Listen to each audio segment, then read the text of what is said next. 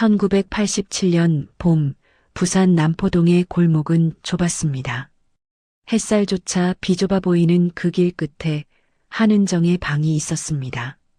2평짜리 월세방, 벽지는 곰팡이 얼룩으로 얼룩져 있었고 창문 하나는 신문지로 막혀 있었습니다. 20살의 은정은 그곳에서 매일 아침 눈을 떴습니다. 방 한가운데 놓인 요 위에서 아기가 울었습니다. 주성아, 엄마 왔어. 은정은 갓난아이를 안아 올렸습니다. 아이의 체온이 손끝으로 전해졌습니다. 따뜻했습니다. 그 온기가 전부였습니다. 남자는 떠났습니다. 임신 사실을 알린 그날 밤, 미안해 한마디만 남기고 사라졌습니다. 은정은 그를 찾지 않았습니다. 찾아봤자 돌아올 사람이 아니라는 걸 알았습니다. 대신 그녀는 다른 것을 찾아야 했습니다. 일자리를요. 하청 의류공장은 영도에 있었습니다. 출근길은 버스 2번을 갈아타는 여정이었습니다. 새벽 5시에 일어나 아이에게 젖을 물리고 이웃 할머니에게 아이를 맡기고 버스 손잡이를 붙잡고 흔들렸습니다. 공장은 지하 반층에 있었습니다.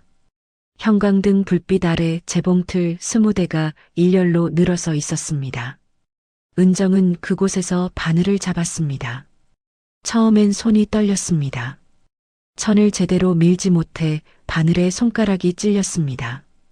피가 났습니다. 반장이 말했습니다.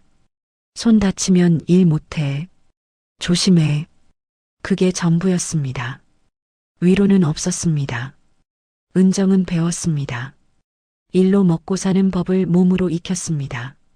바늘땀을 고르게 맞추는 법, 천의 결을 읽는 법, 손목의 각도를 조절하는 법. 하루 12시간씩 재봉틀 앞에 앉아 같은 동작을 반복했습니다. 어깨가 굽고 손끝이 얼얼해졌습니다. 밤마다 손가락 마디가 욱신거렸습니다. 그래도 괜찮았습니다. 월급날이면 은정은 봉투를 받아들고 시장으로 갔습니다. 아이 분유, 기저귀, 쌀 한 포대. 남는 돈은 없었습니다. 어떤 날은 저녁을 굶기도 했습니다. 하지만 아이만큼은 배불리 재웠습니다. 너만은 배고프게 하지 않을게. 은정은 아이에게 속삭였습니다. 주성은 얌전한 아이였습니다. 많이 울지도 많이 보채지도 않았습니다. 엄마의 품에서 조용히 눈을 깜빡이다 잠들었습니다. 그 순간만큼은 은정도 쉴 수 있었습니다. 세월이 흘렀습니다. 주성은 자랐습니다. 유치원에 다니고 초등학교에 들어갔습니다. 은정은 여전히 재봉틀 앞에 앉아 있었습니다. 손끝에 굳은 살은 두꺼워졌고 허리는 점점 더 구부정해졌습니다. 하지만 그녀는 멈추지 않았습니다. 엄마는 너만 있으면 돼. 퇴근 후 좁은 방으로 돌아오면 은정은 주성에게 말했습니다. 아이는 고개를 끄덕였습니다. 말이 없는 아이였습니다. 학교에서도 문제를 일으키지 않았고 성적도 무난했습니다. 주변 사람들은 칭찬했습니다. 효자감이네. 엄마 고생 아는 아이야. 은정은 그 말들을 들으며 안도했습니다. 자신이 무언가 제대로 해내고 있다는 증거처럼 느껴졌습니다. 하지만 어느 순간부터 주성은 엄마의 외출을 싫어했습니다. 엄마, 어디가? 잠깐 시장만. 빨리 와. 아이의 목소리는 명령 같았습니다. 은정은 웃으며 대답했습니다. 그래, 금방 올게. 돌아오면 주성은 문 앞에 서 있었습니다. 시계를 보고 있었습니다. 은정이 말했던 시간보다 조금이라도 늦으면 아이는 물었습니다. 왜 늦었어? 사람이 많아서. 다음엔 빨리 와. 은정은 그게 걱정 때문이라고 생각했습니다. 혼자 컸으니 불안한 거라고, 엄마를 잃을까봐 두려운 거라고 믿었습니다. 그래서 더 다독였습니다. 더 안심시켰습니다. 엄마 안 가. 여기 있어. 1990년대가 지나갔습니다. 은정의 방에는 이제 작은 TV가 있었고 낡은 냉장고가 놓였습니다. 주성은 고등학생이 되었고 대학에 진학했습니다. 은정은 여전히 공장에 다녔습니다. 손가락 관절은 자주 부었고 허리는 더 자주 아팠습니다. 하지만 그녀는 버텼습니다. 이제 다 컸네. 은정은 대학 입학 통지서를 든 주성을 보며 눈물을 흘렸습니다. 아이는 무표정하게 말했습니다. 엄마 덕분이야. 그 말이 차갑게 들렸지만 은정은 그것도 사랑이라고 믿었습니다. 어느 겨울 저녁이었습니다. 은정은 공장에서 돌아와 방문을 열었습니다. 주성이 책상 앞에 앉아 있었습니다. 고개를 돌리지 않고 물었습니다. 오늘 늦었네. 버스가 안 와서. 그래도 전화는 할 수 있잖아. 은정은 멈칫했습니다. 아이의 목소리가 이상했습니다. 평소보다 낮고 단단했습니다. 그녀는 웃으며 말했습니다. 미안해.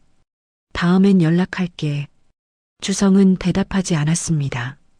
그날 밤 은정은 잠들기 전에 생각했습니다. 혹시 내가 뭘 잘못하고 있는 걸까? 하지만 곧 고개를 저었습니다. 아들은 착했습니다. 엄마를 걱정하는 것뿐이었습니다. 그렇게 믿었습니다. 창밖으로 바람이 불었습니다. 봄이 오고 있었습니다. 그러나 은정은 아직 몰랐습니다. 그 봄이 자신에게 어떤 의미로 다가올지 그녀는 알지 못했습니다. 1999년 3월의 어느 오후였습니다. 은정은 재봉틀 앞에 앉아 있었습니다. 형광등 불빛이 눈앞에서 흔들렸습니다. 어지러웠습니다. 손이 떨렸습니다. 바늘이 천을 벗어났습니다. 이상하네. 그녀는 중얼거렸습니다. 아침부터 머리가 무거웠습니다. 목덜미가 뻐근했습니다. 하지만 일을 멈출 수는 없었습니다. 납품 마감이 코앞이었습니다. 은정은 다시 페달을 밟았습니다. 그 순간 세상이 기울었습니다. 재봉틀이 멀어졌습니다. 바닥이 다가왔습니다. 누군가의 비명이 들렸습니다. 그리고 암전되었습니다. 병원 천장이 보였습니다. 흰색이었습니다. 형광등이 또 있었습니다. 은정은 눈을 깜빡였습니다. 몸을 움직이려 했지만 오른쪽이 움직이지 않았습니다. 팔이, 다리가 말을 듣지 않았습니다. 정신 드셨어요? 간호사가 다가왔습니다. 은정은 입술을 움직였습니다. 목소리가 나오지 않았습니다. 천천히 하세요. 괜찮아요. 의사가 들어왔습니다. 차트를 보며 말했습니다. 뇌출혈이었습니다. 우측 반신마비가 왔어요. 재활치료가 필요합니다. 은정은 그 말의 의미를 이해하는데 시간이 걸렸습니다. 반신마비, 재활. 그러니까 이제 혼자서는 아무것도 할 수 없다는 뜻이었습니다. 주성이 병실에 들어왔습니다. 엄마. 아들의 얼굴이 창백했습니다. 은정은 왼손을 들어 올렸습니다. 주성이 그 손을 잡았습니다. 괜찮아. 내가 돌볼게. 은정은 고개를 끄덕였습니다. 눈물이 흘렀습니다. 고마움과 미안함이 뒤섞였습니다. 평생 아들에게 짐이 되지 않으려 했는데 결국 이렇게 됐습니다. 직장 그만뒀어. 엄마 챙겨야지. 안 돼. 은정은 간신히 말했습니다. 목소리가 갈라졌습니다. 괜찮아. 난 엄마만 있으면 돼. 주성은 웃었습니다. 하지만 그 웃음이 이상했습니다. 눈이 웃지 않았습니다. 퇴원 후 은정은 집으로 돌아왔습니다. 월세방은 그대로였습니다. 하지만 이제 그녀는 혼자 화장실에 갈 수 없었습니다. 혼자 옷을 입을 수 없었습니다. 모든 것에 도움이 필요했습니다. 주성은 복지관에서 소개받은 요양보호사를 불렀습니다. 50대 중반의 여성이었습니다. 이름은 박순애였습니다. 잘 부탁드립니다. 순애는 친절했습니다. 은정을 씻기고 옷을 갈아입히고 식사를 도왔습니다. 은정은 조금씩 안정을 찾았습니다. 하지만 일주일 후 순애는 오지 않았습니다. 엄마, 도움이 필요 없어? 주성이 말했습니다. 왜? 내가 하면 되잖아. 돈도 아끼고. 하지만, 엄마, 난 괜찮아. 엄마 돌보는 게 힘든 게 아니야. 은정은 더 말하지 못했습니다. 아들의 눈빛이 단호했습니다. 처음에는 괜찮았습니다. 주성은 성실하게 은정을 돌봤습니다. 식사를 챙기고 약을 먹였습니다. 침대 시트를 갈고 방을 청소했습니다. 은정은 고마웠습니다. 미안해, 주성아. 왜 미안해? 당연한 거지. 하지만 조금씩 달라지기 시작했습니다. 주성은 은정의 하루를 기록했습니다. 몇 시에 일어났는지, 무엇을 먹었는지, 화장실은 몇 번 갔는지, 공책에 빼곡히 적었습니다. 관리를 해야 해. 엄마 건강 위해서. 이웃이 찾아오려 하면 문을 열지 않았습니다. 엄마 쉬셔야 해요. 전화가 오면 받지 못하게 했습니다. 누구세요? 아, 엄마는 지금 주무세요. 네, 제가 전해드릴게요. 하지만 전화 내용은 전해지지 않았습니다. 어느 날 은정이 물었습니다. 주성아, 정순이 이모가 연락했니? 아니, 이상하네. 분명 온다고 했는데. 엄마, 기억 잘못하신 거 아니야? 은정은 입을 다물었습니다. 그랬을까? 자신이 헷갈린 걸까? 주성은 은정의 몸을 자주 확인했습니다. 욕창 검사해야 해. 이불을 걷었습니다. 은정의 등과 엉덩이를 살폈습니다. 손가락으로 눌렀습니다. 여기 빨개졌네. 관리 안 되고 있어. 아프지 않은데. 엄마가 모르는 거야. 내가 전문가야. 주성은 전문가가 아니었습니다. 하지만 은정은 반박하지 못했습니다. 밤마다 주성은 은정의 방문을 열고 들여다봤습니다. 잘 자? 응. 혹시 불편한 거 없어? 없어. 정말? 정말. 주성은 한참 동안 서 있다가 문을 닫았습니다. 은정은 잠을 이룰 수 없었습니다. 어느 오후였습니다. 복지관 담당자가 전화를 걸어왔습니다. 주성이 받았습니다. 네, 엄마 잘 계세요. 제가 잘 돌보고 있어요. 물리치료요? 아, 엄마가 거부하세요. 집에서 편하게 계시고 싶대요. 네, 알겠습니다. 은정은 아무 말도 한 적이 없었습니다. 주성아.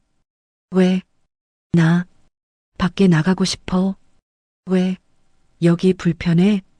아니, 그냥 바람 좀. 엄마, 밖은 위험해. 넘어지면 어떡해? 휠체어 타고. 휠체어로 어디를 가? 계단 많은데. 그냥 여기 있어. 내가 창문 열어줄게. 창문이 열렸습니다. 바람이 들어왔습니다.